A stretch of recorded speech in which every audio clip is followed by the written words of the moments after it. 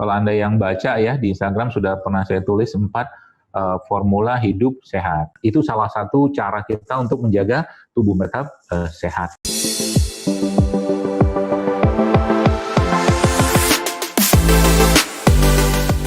Segala puji, segala sanjungan, segala yang penuh kebaikan, segala sumber kebaikan hanya dari Allah. Maka alhamdulillah sebuah kata yang luar biasa yang membuat seseorang atau seorang muslim menjadi penuh semangat hidupnya. Semangat bukan untuk mengejar dunia, tapi semangat untuk mengejar akhirat, semangat untuk mengejar Allah, semangat untuk bertemu dengan Allah, dan semangat untuk bertemu dengan kekasihnya yaitu Rasulullah SAW.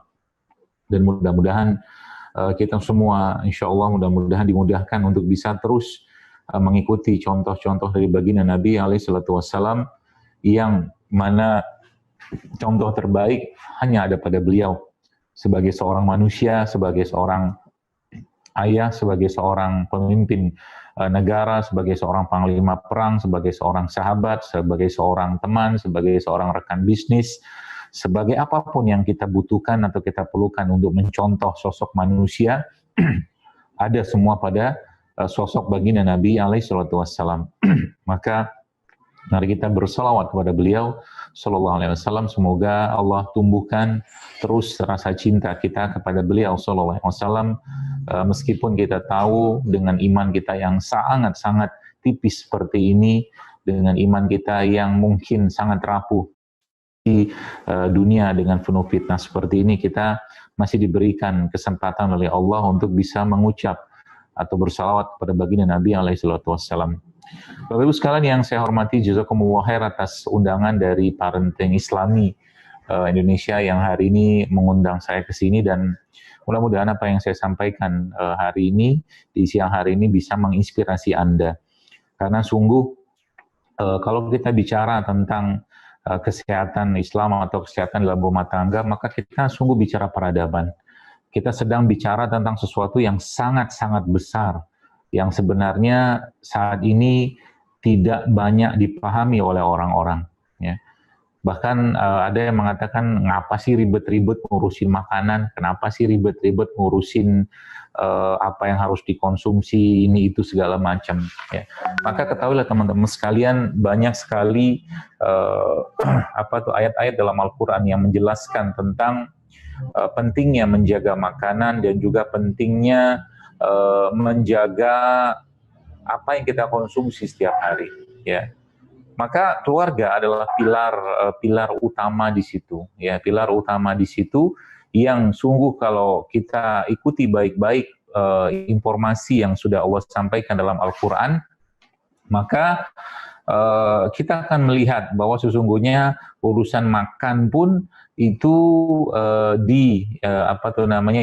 ditekankan sangat Allah Azza wa Jal, dan tentunya Rasulullah SAW dalam rangka membangun suatu peradaban ya, yang kuat pastinya.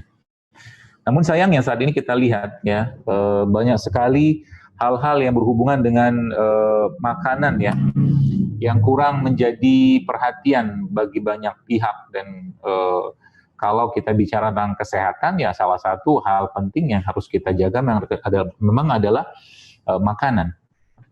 Kita lihat dalam Al-Quran ya, bahwa kalau Anda yang pernah membaca surat Maryam ya, yang mana Maryam ini seorang yang sangat mulia, seorang yang suci ya, yang beliau alaihissalam ya, itu subhanallah ya, itu setiap harinya itu diberikan makan oleh Allah. Kalau kita baca dalam Al-Quran, Maryam itu kan sosok yang diberikan makan berupa buah-buahan, ya, berupa buah-buahan yang tidak tumbuh di musim saat itu, ya. Kalau kita lihat di situ dalam mihrabnya, ya, Maryam, ya, manusia atau wanita yang mulia ini mendapatkan banyak sanjungan dari Allah. Salah satunya kemuliaan, kehormatannya, dan Allah memberikan kepada Maryam itu sajian ya, hidangan dari langit ya, langsung dibawa oleh para malaikat berupa buah-buahan yang memang tidak pada musimnya ada pada saat itu. Jadi kalau teman-teman lihat, ini hal yang menarik buat saya. Dan yang kita lihat zaman sekarang ya, kalau saya mungkin boleh, kalau kita buka-bukaan sedikit data tentang keadaan saat ini ya, banyak sekali orang tua yang belum memahami bahwa ketika Anda memberikan makanan kepada anak Anda, ya, atau ketika kita memberikan makanan kepada anak-anak kita, ketahuilah bahwa makanan yang mereka makan itu nanti akan menjadi bagian dari gennya, ya, menjadi bagian dari tubuhnya, menjadi bagian dari selnya, ya. Kalau makanan itu baik, ya, kalau makanan itu baik, yang mengandung gizi yang baik, mengandung vitamin, mineral segala macam seperti itu, maka otomatis gennya pun juga sekarang ya. Keadaan anak-anak ya, khususnya yang lahir ya di kalangan saudara-saudara kita yang memang mereka mungkin agak kurang kuat dalam sisi finansial. Tapi ini bukan jadi alasan juga, tapi ketidaktahuan yang jelas itu membuat anak-anak yang lahir pada akhirnya menderita banyak penyakit-penyakit seperti kita tahu ada stunting ya, bahkan penyakit-penyakit kongenital. Jadi kalau teman-teman lihat ada kata-kata penyakit kongenital. Jadi penyakit kongenital itu Kongenital itu kan gen ya, bawaan gitu kan. Bawaan dari siapa? Dari ibu bapaknya ya.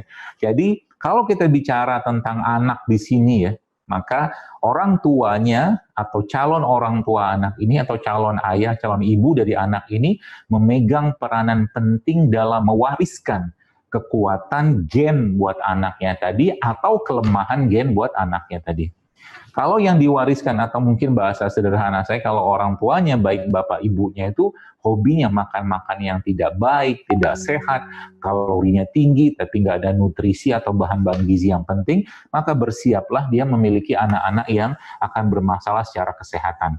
Ya, kita belum cerita tentang bahan-bahan yang menurut saya nggak perlu atau bahkan berbahaya masuk dalam perut anak-anak kita zaman sekarang ya. Maka subhanallah ya, Islam mengatur dengan sangat jelas dengan 3 pedoman yang mana pedoman tadi sudah dijelaskan dengan sangat jelas lagi oleh Allah dalam Al-Qur'an. Yang Ibnu Katsir rahimahullah mengatakan ayat ini menjadi pedoman atau menjadi poin 50% dari ilmu kedokteran ya.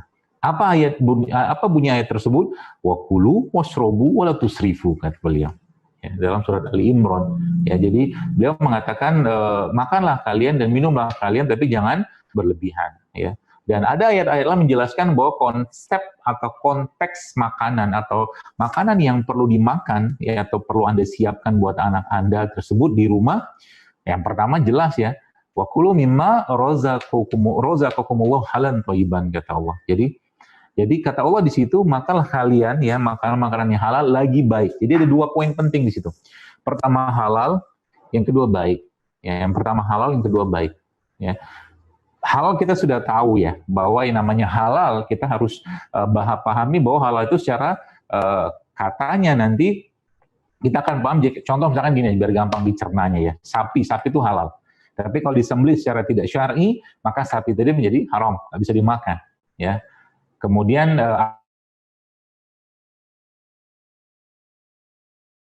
tidak halal, ya. Sapinya halal, ya, diciptakan Allah sebagai salah satu binatang yang halal, ya.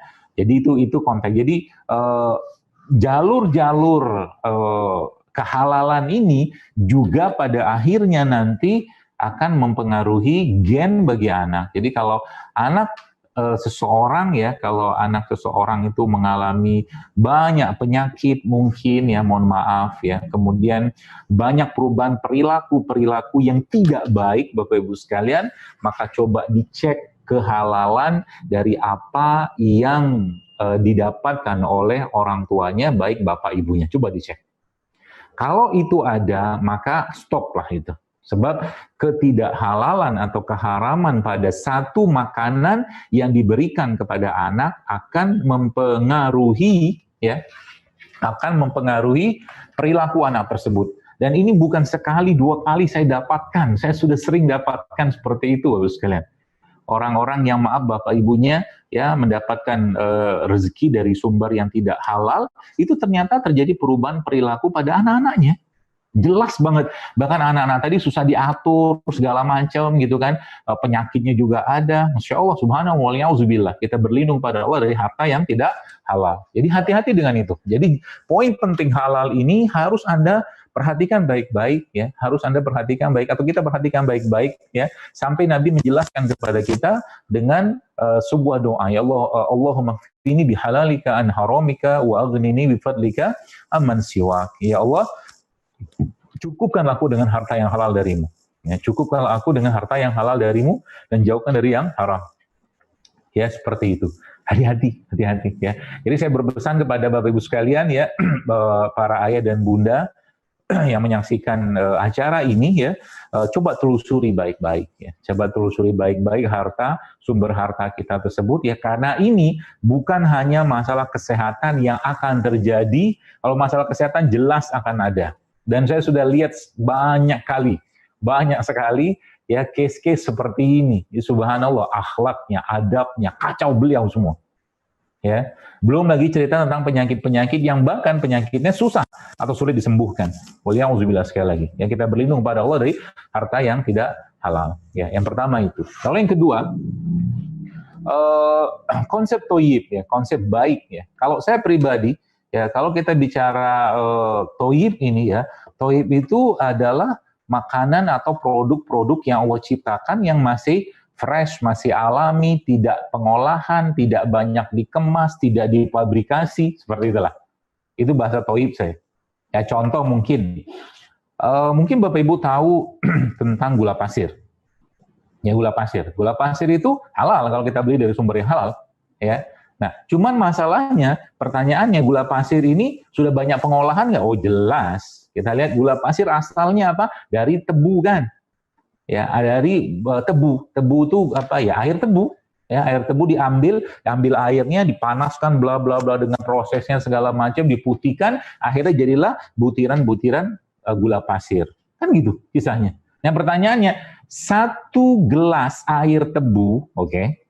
Dengan 1 gelas gula pasir, itu beda nasib kalau Anda minum. Paham ya?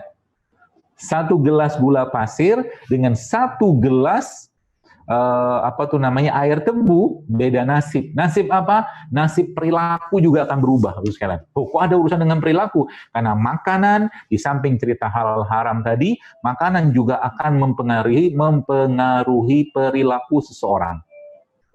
Ya, makanan akan mempengaruhi perilaku seorang. Dan ambil contoh kasus pada gula pasir saja, itu saya membaca ada satu buku judulnya Blues Baby Syndrome. Buku ini menjelaskan tentang 70 jenis penyakit yang diakibatkan karena overusage atau penggunaan berlebihan dari gula pasir.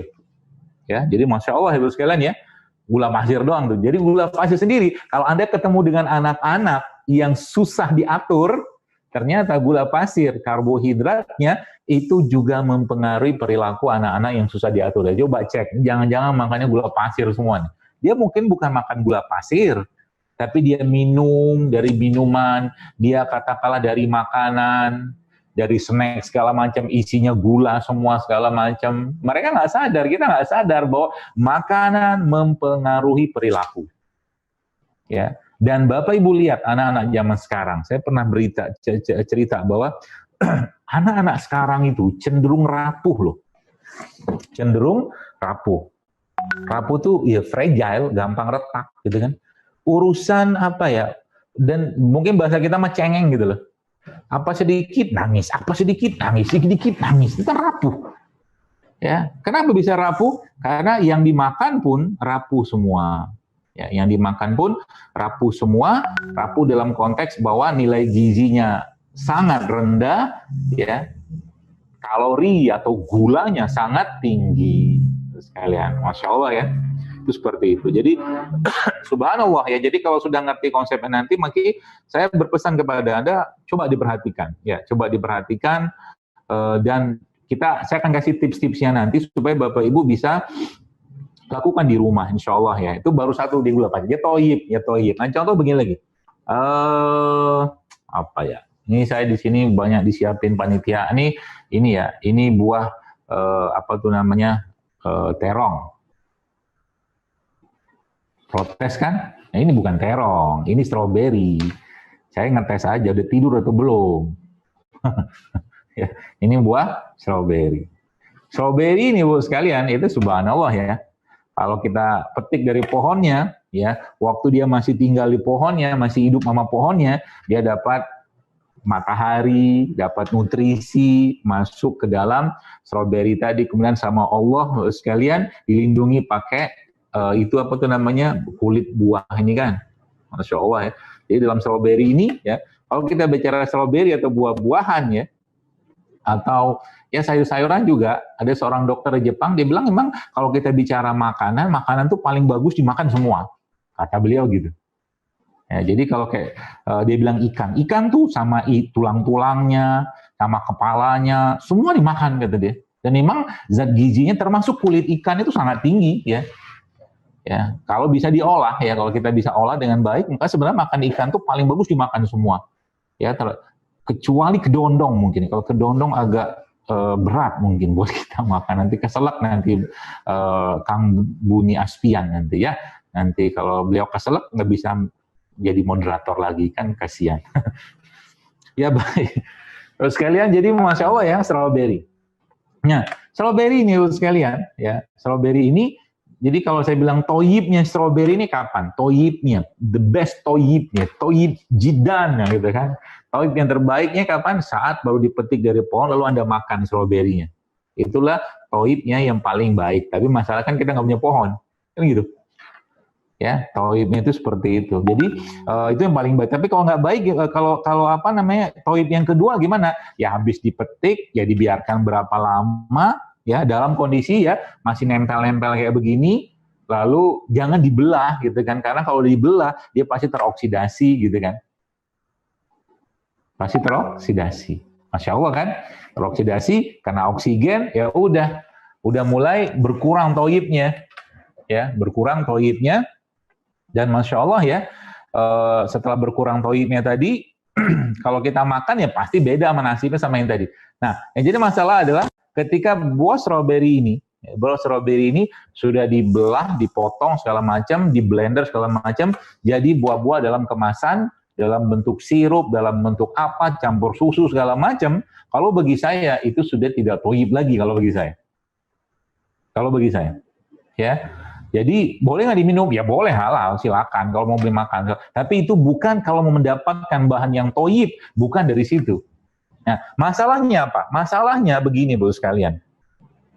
Terus kenapa sih kalau makan begitu, nanti lama-lama emang kenapa? Baik, pernahkah Anda berpikir, ya bagi Bapak Ibu sekalian, apa tuh namanya, anak perempuan zaman sekarang, ya anak-anak wanita ya, muslimah-muslimah itu, ahwat-ahwat itu, ya anak wanita, anak perempuan lah. Sekarang rata-rata, coba saya tanya Kang Buni nih, Kang Bani atau Bang, manggilnya Buni apa Bani?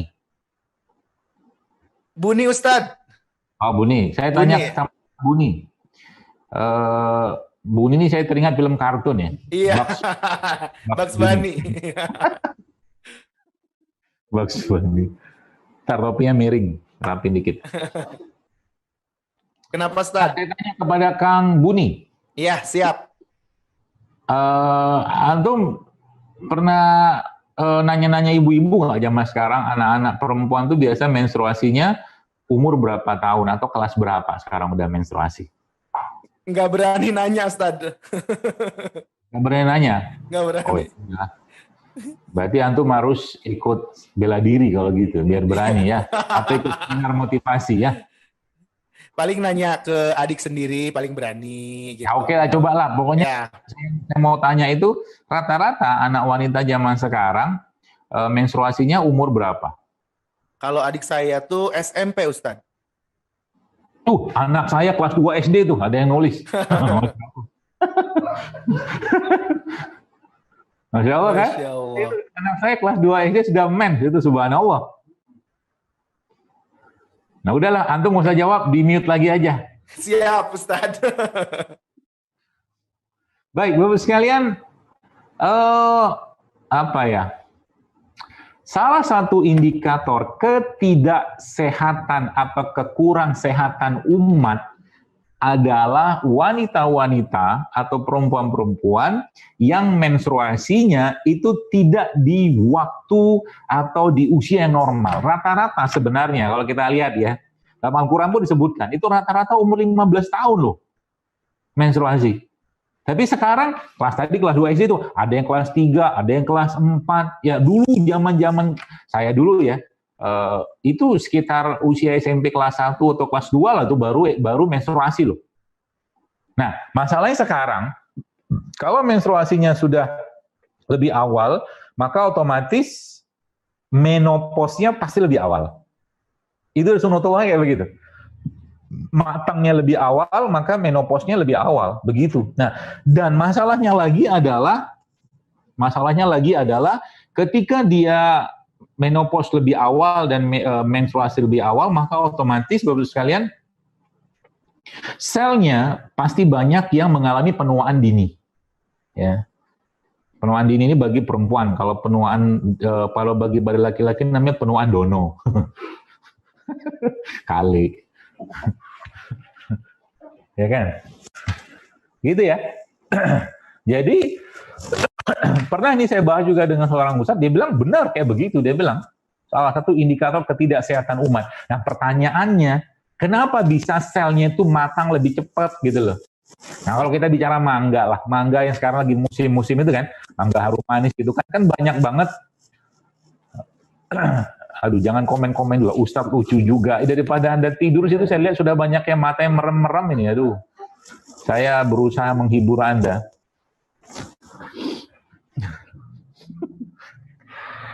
Baik, jadi lupa pula saya. Tadi apa tadi? Kalian pun lupa. Saya matangnya, punya... Ustadz. Oh iya, buah mangga harum manis itu kalau matangnya lebih cepat atau kan belum matang tuh dari pohonnya belum matang diambil Betawinya keluar gitu, diambil gitu. Jadi subhanallah akhirnya bawa tuh ke pasar induk lah apa segala macam, diapain sama mereka para penjual, dikasih karbit loh, betul kan? Ini udah rahasia umum. Jadi buah yang dikarbit itu biasanya apa yang terjadi? Bagian atasnya manis, bagian bawahnya kecut. Iya kan? Percaya lupa deh. Benar kata saya. Ya kan? Makanya buah yang matang puun, kalau orang bilang kan, lebih mahal. Buah yang matang puun lebih mahal. Ya, seperti itu. Ini Masya Allah. Nah sama juga dengan sel tubuh kita, ini bicara secara umum sih ya. Nanti saya ajarkan supaya Bapak Ibu yang mungkin anak-anaknya sudah menstruasi lebih awal, itu bagaimana cara memperbaikinya. Dan ingat Bapak sekalian, itu terjadi gara-gara apa? Gara-gara yang dikonsumsi sudah banyak yang kehilangan elektronnya, udah banyak karbitannya. Dari mulai makanan-makanan cepat saji, ya.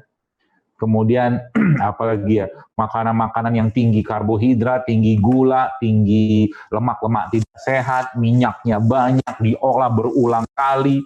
Sekarang tuh kan hampir semua tempat loh. Saya lihat itu ada kedai kopi ini, kedai teh ini, di mana-mana. Dan teman-teman pernah lihat kira-kira waktu mereka memasukkan atau bikin teh itu berapa banyak gula pasir yang mereka masukin? Coba lihat baik-baik. Banyak loh gula pasir yang mereka masukin itu. Ya yang penting apa? Yang penting yang minum tersenyum, kan gitu. Sebab kalau kasih teh pahit atau teh biasa, kasih kopi biasa kan, habis minum muntah sama dia, marah-marah dia.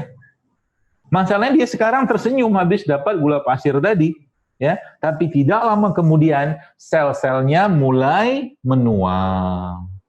Hati-hati. Itu maksud saya. Jadi karbitan tanda kutip versi kita itu banyaknya makanan-makanan yang diolah gula tinggi, garam tinggi, ya. Dan mereka jarang makan makanan seperti ini. Kelihatan ya? Saya bukan penjual buah, tapi kalau Anda mau bisnis buah tuh untungnya besar. Pergi ke Keramat Jati kemarin dan subhanallah, saya kemarin ketemu dengan 2 hari yang lalu ketemu dengan teman orang tua murid ya.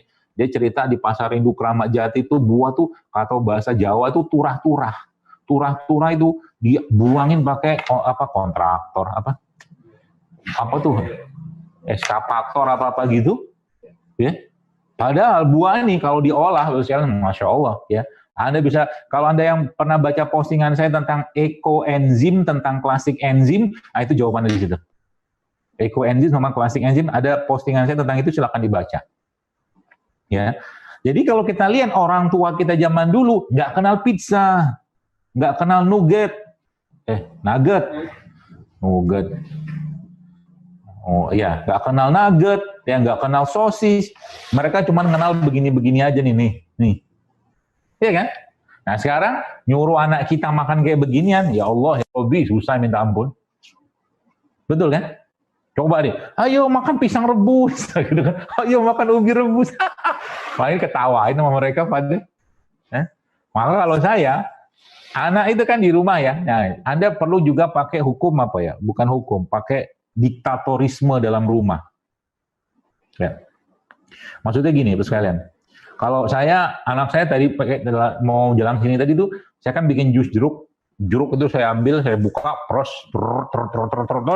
duduk, bilang, minum.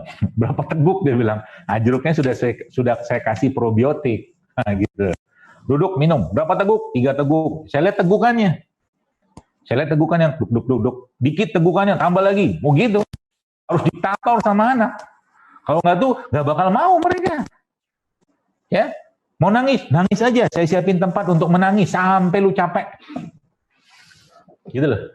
Jadi orang tua tuh, anakku nangis, pengen permen. Ya beliin aja permen terus tiap hari. Bolong tuh gigi pada. Kan gitu. Boleh nggak? Ya boleh aja sekali-sekali. Nangis dia kan, ya siapin tempat. Kamu nangis lu di luar, selesai nangismu, nanti ayah masukin lagi. Kagak ngefek. Nangisnya buat kita sebagai orang tua. Nangisnya gitu-gitu doang, nggak berubah-berubah. Minta ini, minta itu, plus segala macam. Ya, terus sekalian. Jadi, masya Allah ya. Jadi itu toib itu kayak begitu ya. Nah, termasuk kayak anggur nih. Ini anggur nih. Nih anggur. Ya, anggur nih kan tinggi antioksidannya. Ya, tapi ketika dia sudah putus berkurang dari tangkainya gitu kan, dari pohonnya. Kemudian ketika ini dikupas juga mulai teroksidasi. Jadi kalau makan anggur tuh paling bagus kapan? Ya kalau dalam kondisi kita nggak punya pohonnya, ya kalau ada tangkai alhamdulillah ya. Tapi kalau tidak, ambil ya kayak gini, makan langsung aja. Nah masalahnya juga nih kan anggur bukan banyak produk Indonesia. Ya, banyak anggur kayak begini sudah disemprot sama sulfur sama apa. Nah, bersihnya pakai apa? Nah, bersihnya pakai ekoenzim itu. Ekoenzim mah bikinnya gampang banget. Modal cuman kulit buah doang. Ya daripada Anda beli cuka apel, mendingan pakai ekoenzim. Gitu loh. Anggur, apelnya juga sama kayak begini kan. Allah melindungi, bahasanya lihat. Kalau Anda mengajarkan sesuatu kepada anak, ingatlah bahwa di sana ada Allah gitu loh. Ini pelajaran kita penting ya. Anak saya kemarin lihat bulan. Saya tanya langsung, siapa yang ciptakan bulan? Allah, dia bilang. Harus ada kata-kata, bulan tuh indah, bulan tuh ini, bulan tuh... itu mah fisik doang. Lihat buah kayak begini, tanamkan pada dia. Allah, siapa yang menciptakan buah ini? Harus ada jawaban Allah. Siapa yang menanamnya? Petani. Bibitnya dari mana? Dari Allah, kan gitu. Dari lab segala macam, ujung-ujungnya Allah. Kayak begitu, teman-teman. Ya, jadi dalam ini semua terdapat pelajaran akidah. Ada tomat yang rasanya asem. Allah yang menciptakan rasanya. Pelajarannya begitu. Ada kurma yang bertangkai kayak begini. Allah juga yang menciptakan tangkainya. Petani kan yang bikin atau mungkin nanam kurma ini kan nggak bisa. Nyusun kayak begini, ribet amat jadi petani. Ada pelajarannya di situ gitu kan. Rasa manis pada pisang. Allah yang kasih rasa manisnya. Itu pelajaran akidahnya. Ya, apalagi semua Allah yang menciptakan warna kuning, Allah menciptakan warna merah, Allah menciptakan warna orange, semua Allah yang ciptakan. Ada berbagai macam rasa di sana. Dan Allah juga menciptakan. Tugas petani apa? Atau mungkin ya pekebun yang punya pertanian itu kan modal bibit doang, sama tanah, sama air, sama pupuk. Coba perhatikan baik-baik. Katakanlah misalkan kayak begini, ini kurma nih, apalah yang gampang, apel atau mungkin anggur, dia ambil bijinya. Dia ambil bijinya, dia tanam. Biji doang loh modalnya.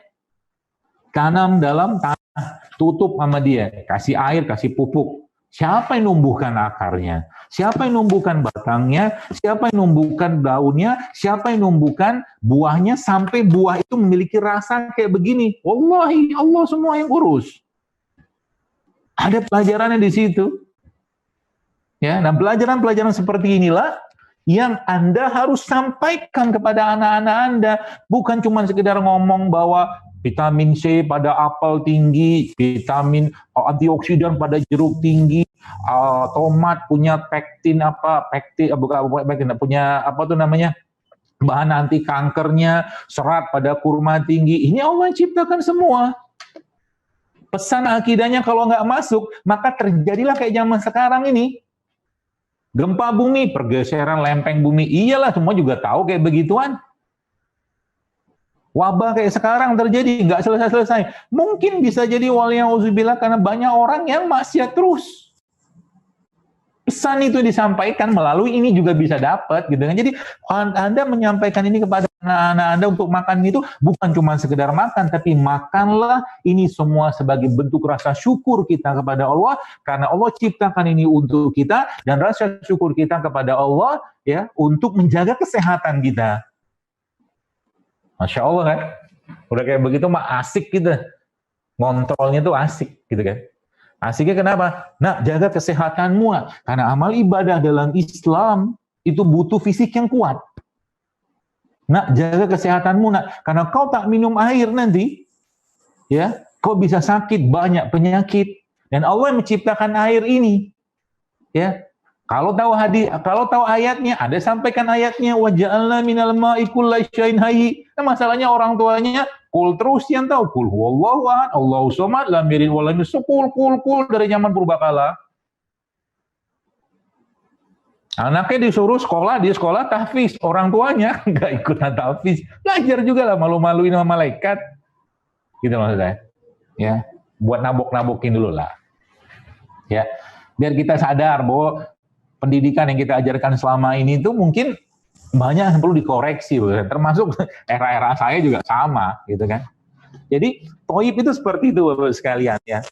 Kayak begini ini kan ya, kita sebutnya infus water ya, anak-anak dikenalkan dengan ini di rumah. Mungkin kalau dia datang ke sekolah, mungkin daripada Anda kasih dia minuman-minuman kemasan, Anda bisa bikin kayak begini kan insya Allah baik. Dan ketika Anda ngasih kayak begini ke anak Anda Bapak sekalian ya, saya boleh katakan, Anda bukan cuma sekedar ngasih air infus water, tapi Anda sedang menyelamatkan gennya dia. Begitu kisahnya, begitu ceritanya. Anda bukan cuma sekedar memberikan atau memberi air sebagai sumber kehidupan yang Allah katakan dalam surah Al-Anbiya itu, dari air itu kami jadikan segala sesuatu yang hidup. Ya, tapi Anda sedang mengenalkan Allah di situ. Nah, minumlah air ini yang Allah ciptakan air itu. Siapa yang ciptakan air? Nggak bisa. Manusia ciptakan. Minumlah air buah ini yang sudah kita masukkan di situ, dan disitulah rahmat kasih sayang Allah untuk kita semua supaya kamu sehat. Kamu nanti menjadi anak soleh, ngapal Quran dengan mudah segala macam. Ya. Sehingga nanti nggak sakit-sakitan, nggak jadi anak yang rapuh, nggak cengeng gitu loh. Anak saya kalau lagi nangis nggak penting, saya bilang, saya marahin. Bahkan di rumah saya punya rotan. Zaman dulu saya waktu sekolah ya, sekolah itu kalau sekarang kan anak di rotan, hak azazi manusianya muncul. Apa dia? Kalau bahasa kampung itu. Bahasa kampung tuh. Kampung tuh apa ya? Ya gitulah. Terlalu banyak mulut orang zaman sekarang. Saya dulu belajar sekolah madrasah itu, ya. Madrasah saya itu tingkat. Ya biasa anak SD kan, saya paginya SD, sorenya madrasah, jam malu deh sekolah dari pagi sampai sore coba. Zaman dulu. Itu kalau ustadznya ngelihat saya lari-lari di madrasah, kan madrasah kan bentuk panggung gitu kan. Panggil sama dia, "Pak." Tapi saya tidak pernah lupa dengan itu. Ya. Asyidda'u 'alal kuffar, ruhama'u bainahum. Ya. Keras, tegas, ya, bukan kasar, tegas terhadap kufar, terhadap kemungkaran, terhadap kekafiran. Ya, saya bilang sama anak saya, kewajibanmu setiap hari ngaji. Gak ngaji, nih saya siapin rotan. Dan sudah pernah saya pukul, tapi pukulnya pun ada caranya, bukan gerpak-gerpak, bukan gitu. Ada caranya. Ngaji, ya. Saya bilang kamu sekolah apapun, kalau nggak ngaji, nggak belajar Quran, sudah tidak akan ayah mau sekolahin. Saya bilang gitu sama dia. Rotan tuh saya taruh tuh tek. Simbolnya. Dalam Islam memang dipakai itu. Bapak Ibu yang tahu kenapa Al-Fatih bisa segede, sehebat itu juga, Masya Allah tuh kan. Pernah kan ditabok sama gurunya. Syekh Aksyamsuddin pepak gitu, tabokin. Nanti saya ceritain kalau lu udah gede, kata syekhnya kan begitu. Baru ditahu ternyata ini maksud saya ditabok. Nah, sama juga zaman dulu saya, nggak ngaji pukul zaman dulu. Sekarang tuh orang tua tuh ya, kalau menurut saya, ya terserah sih kembali pada Anda. Kita tuh kurang menggunakan tanda kutip sisi-sisi otoriternya kita. Kurang. Ya, kamu nggak mau makan sayur? Ya udah, nangis aja, nggak apa-apa. Tapi ayah bunda tetap tidak akan belikan yang kamu inginkan terus-menerus. Oh, yang punya duit Anda kok. Anak disuplai dengan ini, itu, segala macam yang nggak sehat. Demi memenuhi supaya dia tidak nangis. Ya orang tua gimana ini, coba. Tapi kalau udah kayak begitu, anak-anak tuh udah sehat, anak-anak nggak sehat, artinya Anda sedang mempersiapkan generasi yang tidak sehat untuk ketemu dengan generasi yang tidak sehat. Dan itulah generasi zaman sekarang. Rapuh, fragile. Ya, dikit-dikit nangis, dikit-dikit bete, dikit-dikit baper. Gitu kan? Saya sering bilang itu ya, tanda-tanda baper itu apa? Ya, gampang banget left group. Ya, omong sedikit, left group. Omong sedikit, left group. Oh iya, saya bilang, ini kurang pisang kali ini orang. Kurang kalsium. Anak dikasih kerupuk terus sama sosis. Ya, Masya Allah ya. Jadi, ya begitulah ya. Jadi kalau udah ngerti gitu kan, maka kita perlu memperbaiki itu ya, perlu. Nah, yang terakhir kan jangan berlebihan. Ya, jangan berlebihan. Prinsipnya gitu, jangan berlebihan. Jadi halal, thayyib yang tidak berlebihan. Ya. Udah baper lah tanda kurang gizi. Iya benar kali. Ya, Masya Allah ya. Jadi tidak berlebihan. Jadi apapun jangan berlebihan ya. Kalau kita bicara madu ya, madu juga bagus. Tapi kalau anak-anak dikasih madu bersendok-sendok, itu ya nggak sehat juga. Kurma sehat, tapi kurma kalau berlebihan juga nggak sehat. Ya seperti itu.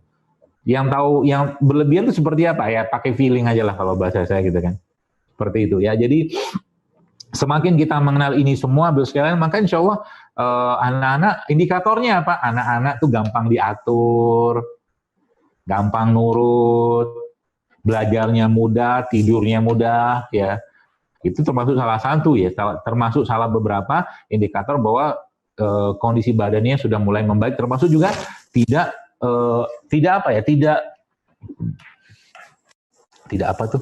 dikit-dikit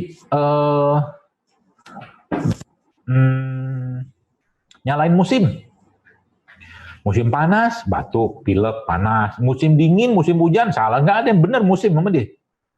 Ya, musim rambutan salah, musim duku salah. Ya, makan ini salah, semua salah. Nah, berarti kalau udah kayak begitu, yang salah bukan mereka-mereka itu tadi yang Allah sudah takdirkan, tapi mungkin badannya bermasalah. Ya.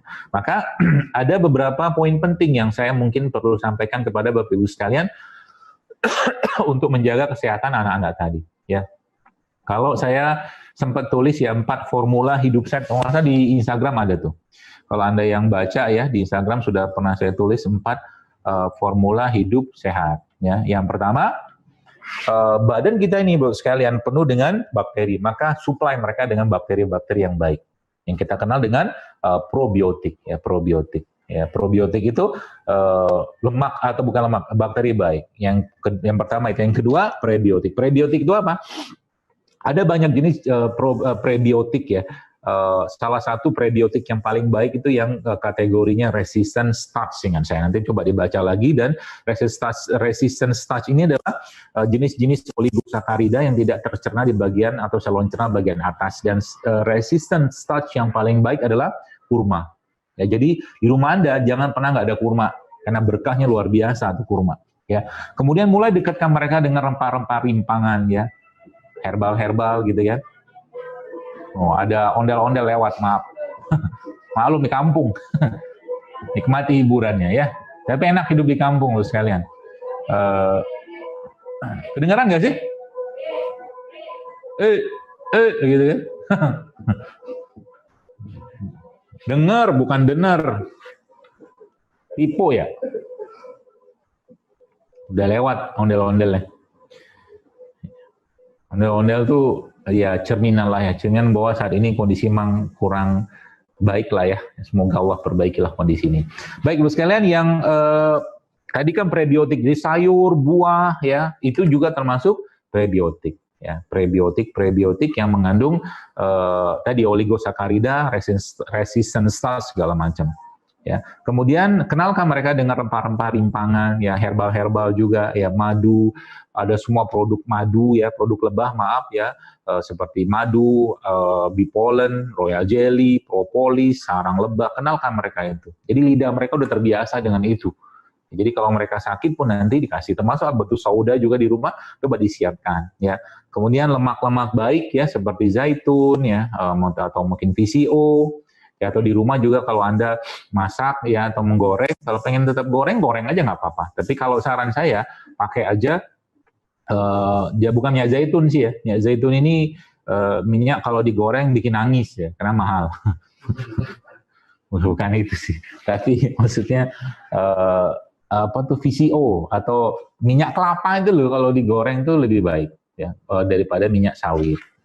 Itu ya, lemak baik. Itu beberapa formulanya. Ya, jadi di rumah Anda mulai kenalkan anak-anak dengan itu. Apa contoh probiotik? Banyak. Pepe, tempe, tape, itu apa tuh namanya, salah satu jenis probiotik, atau mungkin sekarang banyak jual kan, cairan-cairan probiotik itu coba dikonsumsi ya, secukupnya pastinya.